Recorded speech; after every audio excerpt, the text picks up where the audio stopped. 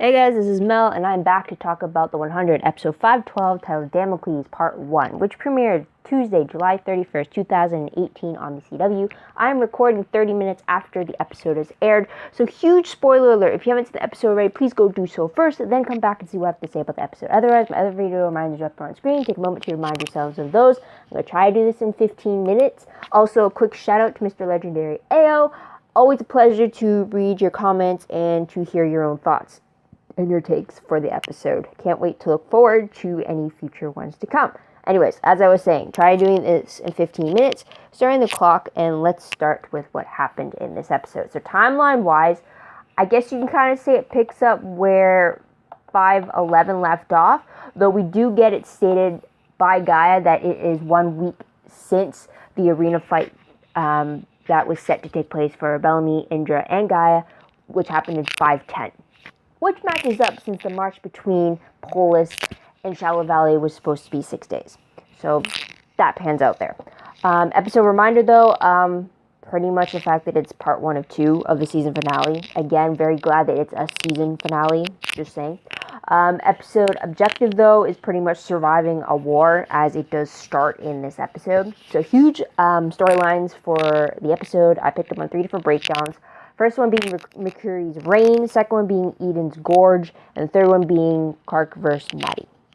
Weird titles, I know. Didn't know really how much to explain it. But first one with Mercurys Rain, we continue off where Deoza and Cain meet up with Mercury to pretty much double-cross one crew, and this is not an act. I was kind of 50-50 whether or not they truly were betraying one crew or if it was just all a ploy to lead Mercury into a false sense of security, but it's not.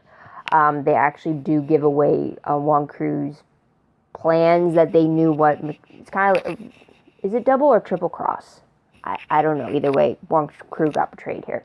So in the end, though, Deoza is only kept alive because of the fact that she's having McCreary's daughter. Cain is only kept alive because McCreary kind of gives him back to Abby as kind of like a thank you, since she did cure all of his men. She performed 122 procedures in 5 days without her pills, mind you. So I guess you can say it's been 5 days since 511, since her detox with Clarke. So there's that. So that's right there. Second one is what happens at Shallow Valley's Gorge. Pretty much this is where the majority of one crew is slaughtered. Apparently the remaining 300, don't know if that's an actual definitive number or Monty was just giving an estimate, but they escaped to the wasteland for medical attention there, but there's no leadership. No one is going to go back into the gorge for Blood Reina, and they're running out of supplies very fast. But because of this, we see, while the gorge is covered in slaughtered one crew, Bellamy, Octavia, Indra, and Gaia, all injured in some way, shape, or form, are stranded among the dead and trying to find a way to escape without being shot on sight. And this is where they come to realize that one crew is seen as broken. Gaia believes it, she tells it to everyone, and Octavia accepts the fact that she's the one that broke one crew. She may be the one who created it, but she's also the one who broke it. So there's that. Third storyline deals with Clarke and Maddy. Clarke is doing everything she can to stop Maddy from participating in the war. She even puts a shock collar on Maddy, especially after Maddy reveals that she had changed the passphrase to the flame, so Clarke can't even deactivate it with the Ascende Superius, I believe the phrase is. So there's that. Also, with the storyline, we see Echo Ravenshaw trying to get Maddy for one crew so that the rest of one crew in the wasteland could follow a commander into war, so that they could save their people trapped in the gorge, but they end up getting captured. Through all this, though, Clarke and Maddy have a huge talk about what it means to be a commander. Lessons from Lexa are brought up due to the Flame's memories, which leads to Clarke accepting Maddy as the new commander and helping her get to the war front so that she could lead her people to survival. Last moments of the episode do show Maddy driving the rover, and inside include Echo, Amori, Murphy, as well as a rescued Bellamy, Octavia, Indra, and Gaia. Gaia is still hanging on by a thread, though. Character-wise, though, let's start off with that. It's kind of give you an update of what happened to some characters. So Miller, we see him pass out in the wasteland after trying to bring all of the surviving one crew members there, trying to regroup. No one wants to go into battle with such heavy artillery against them. So he passes out due to his own injuries. We see Jackson, Nyla, Monty, and Harper there with him. They're running like the medical tents that they kind of set up there in lieu of what could happen. Also with Cain, we see him getting attacked by Vincent and retaining some massive injuries. I think he got stabbed a few times before he got really big bite on his neck, because, you know, Vincent has a tendency to bite like a vampire and really relish in that. Also, because of that, though, we see Vincent get electrocuted to death by Abby. She does it to save Cain. But pretty much Vincent wanted to kill Cain so that Abby could fall back into her addiction, because in times of tragedy, one apparently befalls that. So he wanted to, because he believed that Abby succumbing to the demon of addiction is something they could have both related to. It seemed like he kind of grew an obsession towards her as well. So Vincent's dead, so there's that. Also with Gaia, I did mention that she was barely hanging on. She was shot, and her heartbeat is getting slower as time passes, but she's definitely worse off than Indra, who also got shot, but she's able to run for her life if she needs to. So she's not as bad as Gaia is at the moment. So there's that. Tidbits, though. McCreary has control over Shaw and Raven. He's ready to use his missiles once again. He took Raven because he knew that was the trigger to get Shaw to do his bidding. Also, we see Murphy finally getting his gun, the plasma cannon, only to have it short circuit on him twice before it explodes, and it really means that he is just not meant to have a weapon. I thought that was pretty funny in this very dire situation. So there's that. Also, it showed that we'll talk about retaining humanity, or their inability to retain humanity after everything that they've done. Cain tells Abby that he is tired of trying to pick between the lesser of two evils. In this instance, he thought that Mercury was the lesser evil than Octavia. I don't really see how, but okay. So there's that. Ship status, though, let's go into that. Clarke and Bellamy, they don't have a scene face-to-face with each other, but in this episode, we do see that she truly believed that he was dead up until the moment Echo told her otherwise. She even started saying, started talking to Bellamy in the past tense, acknowledging, so I guess I could talk about Echo and Bellamy right now too, but Clarke started talking in the past tense about Bellamy's love for Echo and how she could see it, and how she could see that they were good for each other. And then that's when Echo corrected her, saying that Bellamy's not dead, or at least he wasn't until he walked into the gorge and went under fire, right? So there's that. And then also Clarke admitted that she's always cared for Bellamy to Echo when that was put into question. And talking to Bellamy and Echo now, they were reunited at the rover at the very end, but that's pretty much it. They kind of share a small smile with each other, the fact that they got to see each other, but they didn't have much of a moment. It was just things started heating up in action, so there's that. Clarke and Maddy, I did mention that they were on opposing sides for a lot of this episode until Lexa and her life lessons were brought up and brought into question against Clarke, or at least to shed some light on it so that Lexa's mistakes aren't repeated by Clarke. So there's that. Raven and Shaw, we do see them in scenes a lot more together. We do see them caring more for each other, in the fact that they don't want to see each other die. He even tells her to kill him so that he doesn't end up bombing her friends and family, because he knows the moment that Raven is tortured, he will break and do whatever Mercury wants him to do, which is to set the missiles down. But she refuses to kill him. So there's that.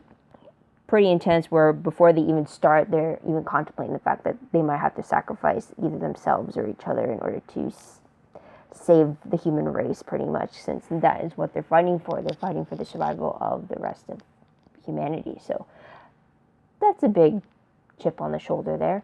But also, I guess this is kind of separate, but also ties in with from earlier, but we do see a lot of animosity between Clarke and Echo. A lot of their bad history is brought up between them, specifically Echo killing all of Sky Crew in Mount Weather in season 3, also bringing up Echo's attempt to kill Clarke in season 4. So it's a lot of that. There's also Clarke's current actions as a traitor being brought up by Echo. So there's a lot of bad blood between them. So there is that. Also, ending with Cain and Abby, we do see the strain between them over their specific guilts. Though Cain did mention with his slowing breath, I don't know if it is dying breath, mind you, but with that last slip of consciousness he had, he does tell Abby he does not blame her for the deaths during the dark year. He blames Octavia for those. And then she continuously tries to fight for him to stay awake. So there's that. So let's move on to the most shocking moment of the episode. I think it has to be the final scene where Space Crew, that is Echo, Emori, and Murphy, along with Maddy, coming in to save Octavia from her execution. She ran out of bullets. She was down on her knees, getting ready to be pretty much shot at from many different Allegis prisoners, and she was expecting to die. And I truly thought that she would die in that moment, and Bellamy would be left in the background hearing his sister being shot to death. I was expecting that. I was not expecting the Rover to drive on in and start retaliating to save all of them. I was not expecting that, so that was a huge shocker for me there. But moving on to top 3 favorite moments, I really have to say the only major thing I could think of that's like a huge favorite for me would have to be between Clarke and Maddy when they're talking about Lexa's memories coming into play, the lessons Maddy was learning from them, explaining why she was seeing these particular ones. She kept saying that every time she goes to sleep, she's always sleeping to the memory of Lexa walking away from Clarke at the doors of Mount Weather when they were on the brink of war against them. That happened to 2:15, and that is when Lexa made a deal with Mount Weather so that she could save her people, leaving Sky Crew to die at the hands of Mount Weather. And so it was very interesting to see them bring the specific memory back. They also brought a lot of quotes mentioned like love is weakness, the fact that there's more to life than just surviving. A lot of key quotes that were expressed between Clarke and Lexa. So that was pretty cool to see that brought up. It was also interesting to see Clarke's reaction to hearing those words again after 6-7 years since they were originally spoken, and then to come from Maddy's own voice when she's never reiterated those words to her before. So it was very interesting to see that reaction there. It was just also great to see that type of history coming back and playing the part of it being a lesson and trying to prevent that same mistake from happening again. In the fact that Maddy was getting these specific memories from Lexa's part in the flame, so that Clarke was on her path of making the exact same mistake. She was going to she made a deal with McCreary, very similar to Lexa making a deal with Mount Weather to save her people, to save Maddy, right? So the huge parallel right there. I'm glad that it was talked about. I'm glad it was hashed out a lot more, so I really liked that. I also liked that it was that moment that got Clarke to realize that she needed to change her tactics in order to save Maddy. So there's that. I also like the fact that Juan Haida was referenced back again, not only with Clarke, but with Echo as well, when she was later put into the conversation, or I guess she started the conversation for them. So that was a huge favorite for me for this episode. Otherwise, it was a lot of little things that were my favorites in this episode to account for the other top 2 parts. First one was Indra's first appearance when Bellamy and Octavia first find her among the dead. When they realized it was Indra, my heart started like shuddering like crazy and like huge relief. I did not know I needed that moment until that moment type of a feel. So it was just like a huge relief. I don't want Indra to die at all. She's like come so far. She's seen so much, and just like, and then it was just a really emotional scene with Indra contemplating the fact that she could be losing her daughter. I hope she doesn't, but to have them have that moment still, just in case, was still great. Also, another thing that I really liked was the fact that when Bellamy was trying to urge Octavia not to move, to play dead so that they don't get shot the moment that they twitch in the gorge. I really like that in that moment Bellamy was thinking strategically. He was thinking more with his head. It was more of the mentality of ask questions first before making a move, while Octavia was the opposite, which was shoot first, ask questions later type of thing. Kind of, if you want to put it this way, they always talk about that opposing mentality type thing, I guess you can say it, in the form of Sam and Dean Winchester from Supernatural. Sam likes to think things out first before he starts to take action, but Dean was the complete opposite. When we first are introduced to these two characters, he is the shoot first, ask questions later type of deal. Mainly is, for the most part. There's the timer. I kind of think of it in this moment with Bellamy and Octavia in that gorge and arguing over whether to play dead or not. I really saw like Bellamy taking a little bit out of Sam's book, Octavia kind of towing along the line with Dean's book type of thing. So there's that. Also, it's really interesting how in that moment they're still arguing like siblings, trying to put blame on each other. Yes, it was a very disturbing, or what's the word? Very saddened moment to be blaming all those deaths on each other, or trying to rectify the fact like, I'm not to blame here. This is your fault, not mine, type of thing. And it was just because they were blaming each other in a way that siblings usually blame each other for the simplest things. And yet in this case, if it wasn't for the whole death count thing, it would account as a simple sibling argument type thing, right? So I thought that was pretty interesting, and for some reason it's one of my favorites. Also, a small minor favorite as well is the fact that during the whole little bit we got in the wasteland, Monty's constant worry over Bellamy and whether he was alive or not, and he kept asking Miller, well, is he alive, is he, like, did you see it type thing. I love that Monty kept insisting on knowing if their friend or if their family member out, I'm assuming family, because yeah, was still alive. And then I liked also in that moment Miller wanting to go back to, I don't know if it was because of Miller's old loyalty to Bellamy was coming back in, or if it was because Bellamy was with Octavia and Miller has that loyalty to Octavia or to Blood Reina, is why he insisted he had to go back for them. But the faltering that Miller had over whether he saw Bellamy was alive or not, and he wasn't sure. I like that.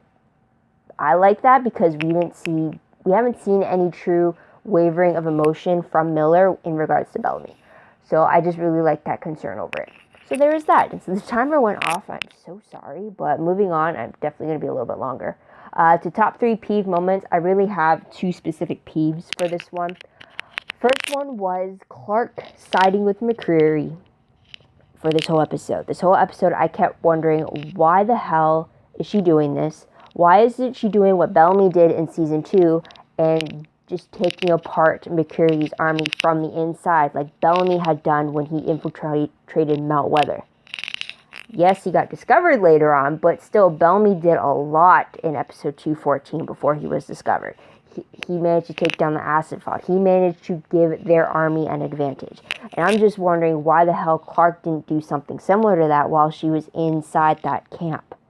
I mean, if Clarke really wanted to keep Maddy out of the war, off the war front, then you do that by stopping the war, or you do that by making sure the war never happens. And if you're in enemy camp, you could easily do that. Take a page out of Murphy's book. Or Murphy and Raven, because they both have the idea that of igniting a war within the enemy so that they're busy fighting each other instead of focusing on them as the enemy. So it's like, why the hell didn't Clarke do something like that? Why didn't she take apart McCreary and his men from the inside before Warm Crew even made it to Shallow Valley? That is what pisses me off. I'm just stunned that she didn't do that. I mean, yeah, I get that she was focused on helping Abby and helping her out, but she could have had Maddy do something. Like, they know that valley inside and out. They could have implemented something. They could have put things in motion that could cripple them as an enemy to trifle with type thing. Like, you know, I hope that makes sense, but it really pisses me off that Clarke was just siding with McCreary for so many times. And I kept thinking that this is the complete opposite of what Bellamy did in season 2. And it's just like, yeah, it just really pissed me off. Also, another thing that really peeved me was Cain. This is actually what also surprised me too, is that Cain knew that Abby had a part to play in Octavia killing those people to force them into cannibalism during the Dark Year. I was under the impression that only Abby and Octavia knew just where that idea of taking their will away to save them. I thought he was unaware of that, but then in his confession, he admits that he knew Abby's part, and yet he doesn't blame her for it. He blames Octavia for the deaths during the Dark Year, and what pisses me off is the fact that he could separate the two. I don't get how he can solely blame Octavia for that when Abby is the one that told Octavia to kill those who refused to submit to cannibalism, because killing them would force Cain to submit to the act.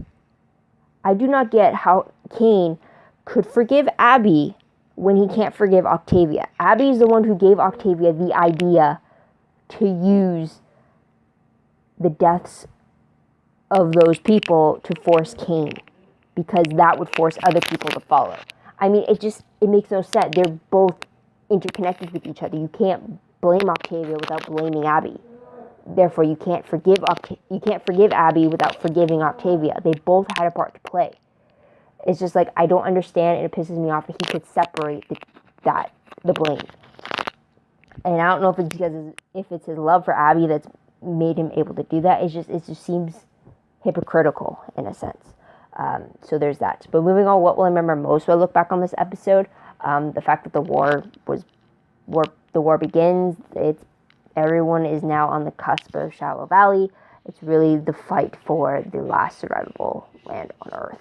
So there's that. Random questions though, very quickly. First one, did anyone else think the word hypocrite when watching the episode? I mean, I explained why I kind of thought of it in my Cain peeve just now, but anyone else think that at all? It doesn't even have to be specifically to Cain. It could be other characters too. I mean, I admit I did think of it for other characters as well, but they're not really coming to me at the moment. But if you do have a certain moment that I missed, please comment down below. I'd love to hear your own views about this. Maybe I'm wrong. Maybe I'm just overlooking the hypocrisy thing or something. I don't know. Second question, or I guess my true first question would be, Maddy had demonstrated some memories of Lexa through the flame that she was privy to. So I'm wondering if any of that included an indecent version of Clarke, because as you know, she was in a relationship with Lexa. And I'm wondering if she did, or if the flame kind of protected her from it since she's still at a young age, because that's going to be very awkward if she's taking lessons from her predecessors and one of them happened to be in the relationship with her mother figure. I'm just wondering. Just randomly, as the segment states. So anyways, moving on to predictions very quickly. Based off the promo for 513, it is the season finale, part 2, in fact. And I picked up on, it was very fast paced, but I picked up on McCreary planning to bomb Eden if he can't keep the valley for himself. I mean, the bomb itself is called Damocles, so I guess that's where the name of the 2-part episode is called. Also, we see Clarke trying to get everyone to the Allegiance ship for cover, Bellamy refusing to leave his friends behind, Octavia helping to carry one of Abby's patients to the ship, with Abby holding one of those IV bags, I guess for blood transfusion. Also, we see Murphy commenting on the fact that time is running out. We also see Dioza telling someone to shoot him. I'm assuming him is McCreary. Also, or it could be, yeah, it has to be McCreary. I thought Shaw for a second, just so that things stop, but then if you can shoot Shaw, why not shoot McCreary, right? So, anyways. Also, again, we see the Damocles missile actually impacting the ground. We don't know where specifically, though, it impacted. It does explode in a puff of smoke, though. A fiery smoke, I guess I should say. But moving on to the synopsis, though, for 513, it reads that in part 2 of the 5th season finale, Clarke and her friends must risk everything to fight one last battle for survival, only to glimpse an even darker threat to the last living valley on Earth.